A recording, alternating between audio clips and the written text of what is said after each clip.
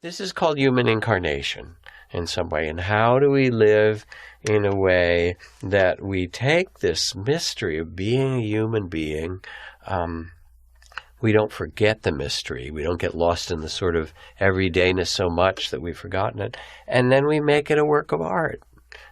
But it's not going to be always open. It's going to be up and down and hot and cold and praise and blame and gain and loss and fame and disrepute. That's the way he looked at you for it's woven.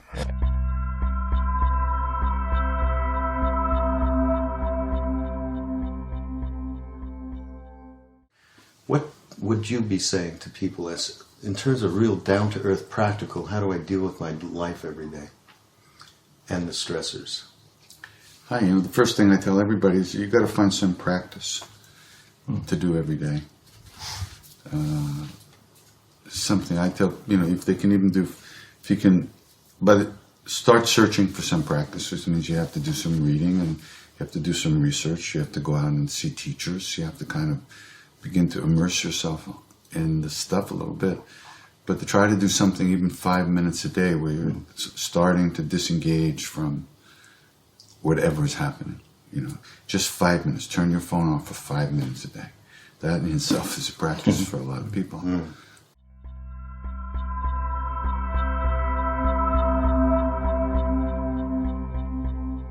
In the beginning, or the suffering in the world.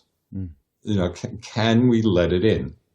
And that's a practice and the challenge. But it's really out of that compassion flows naturally when we're willing to come close to suffering.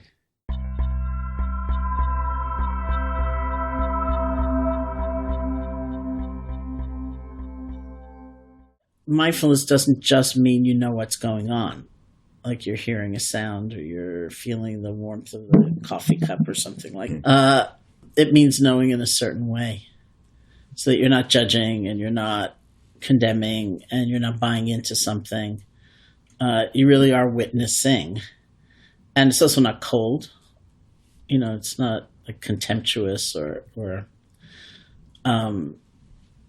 removed from the experience.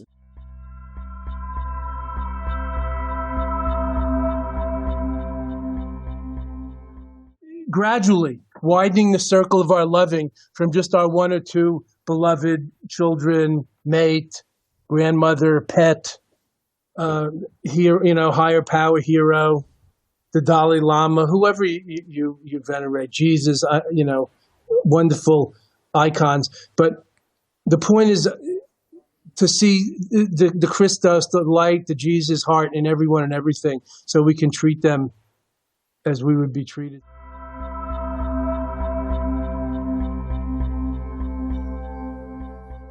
We are now, as incarnates, swimming in the ocean of love.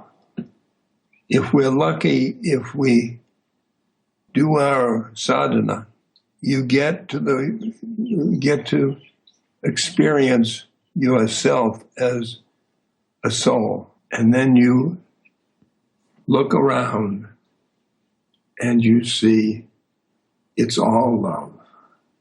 Every individual tree and computer and all that, love, love, love, love. And then you go to the next step is you've seen love, and here the next step is being love. Being love.